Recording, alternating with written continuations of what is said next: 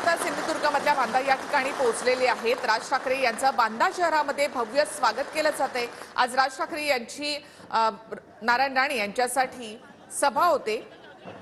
नारायण राणेंच्या प्रचारासाठी राज ठाकरे आज सिंधुदुर्गमध्ये आहेत। इथल्या बांदा या ठिकाणी राज ठाकरे यांचं जंगी स्वागत करण्यात आलेलं आहे।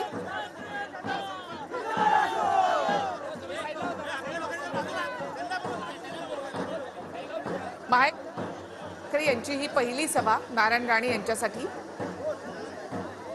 तर मनसे अध्यक्ष राज ठाकरे यांची सिंधुदुर्गमध्ये प्रचार सभा होते। नारायण राणे यांच्या प्रचारासाठी आज राज ठाकरे सिंधुदुर्गमध्ये आहेत। तर बांदा या शहरामध्ये राज ठाकरेंचं असं भव्य स्वागत करण्यात आलेलं आहे।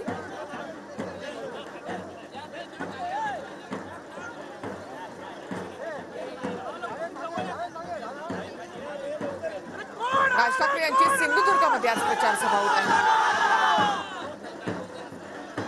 बांदा शहराच्या प्रवेशद्वारावरच राज ठाकरे यांचं भव्य स्वागत करण्यात आलेलं आहे।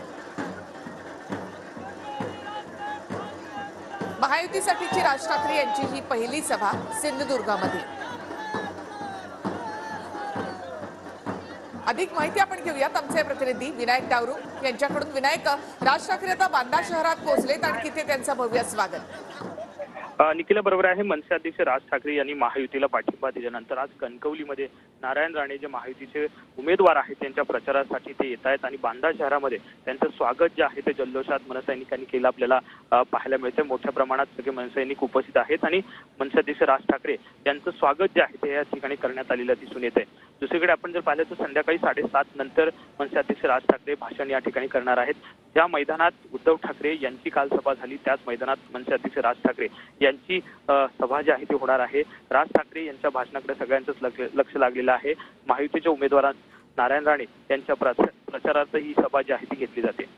धन्यवाद विनायक। एकूणच माहितीबद्दल। तर बांद्यामध्ये राज ठाकरे यांचं असं भव्य स्वागत करण्यात आलेलं आहे आणि आता राज ठाकरे सिंधुदुर्गकडे निघालेले आहेत। तिथल्या बांदा शहराच्या प्रवेशद्वारावरच त्यांचं स्वागत करण्यात आलं।